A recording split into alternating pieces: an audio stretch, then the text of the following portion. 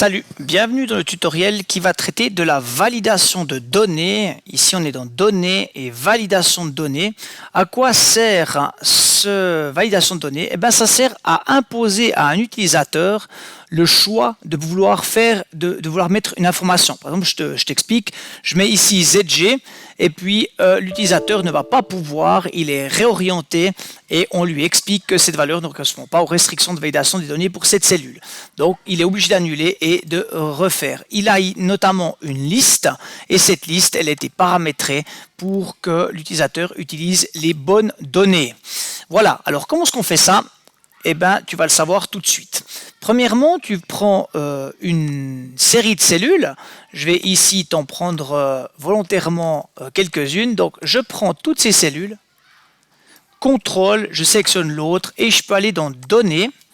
Et je vais donc ici valider des données. Je fais valider données. Et j'ai des options. Alors, les options, c'est les suivantes. Soit je peux dire j'autorise tout, mais ce n'est pas tellement le but. Ici, je peux soit autoriser des nombres entiers, soit des nombres décimaux, soit une liste, soit des dates, des heures, donc ça dépend. Mais ici, si je prends une liste, il va me suggérer de choisir une liste. À ce moment-là, il me propose une source. Alors, soit j'écris ce que je veux, soit je vais chercher des cellules. Alors si j'écris ce que je veux, par exemple je peux dire soit tu mets ça, point virgule pour autre chose, son, point virgule, et puis il, point virgule, elle, voilà. Je dis OK, et puis maintenant j'ai, si tu veux, la possibilité soit de mettre ça, son, il, elle. Lorsque tu as paramétré ça, évidemment, si maintenant je mets autre chose, je mets 56, il va me le refuser. Donc, maintenant, peut-être que tu voudras changer ce paramétrage, alors tu peux aller dans validation de données et tu vas retrouver le paramétrage et moi je vais te montrer ici plutôt ce qu'on cherche à faire, c'est-à-dire aller choisir des cellules.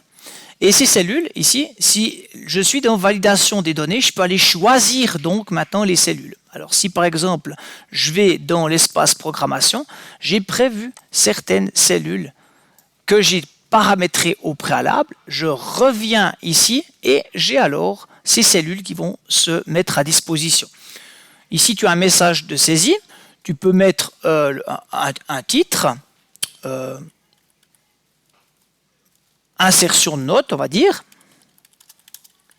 Et puis ici, tu peux dire insère une note ou sélectionne-en une. Je ne sais pas si c'est terrible. Ici, alerte erreur, insertion de note. Puis ici, un message d'erreur. Attention, uniquement des nombres entre 1 et 6 arrondis au demi sont possibles. OK.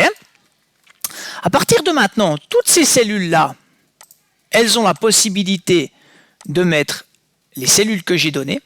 Et puis, je ne sais pas si tu vois, mais quand je clique ici, on a directement le commentaire, insertion de note, insère une note ou sélectionne-en une. Alors, si par exemple, j'insère un 7, il va me mettre le message d'erreur. Attention, uniquement des nombres entre 1 et 6 arrondis au demi sont possibles. Ah ok, très bien. Alors, je sais pas, je vais mettre un 4.5. Hop, alors ça marche. Si je mets 4,5, il me le refusera parce que le 4,5 ne fait pas partie de ce que je lui ai proposé. Bonne chance, ciao ciao.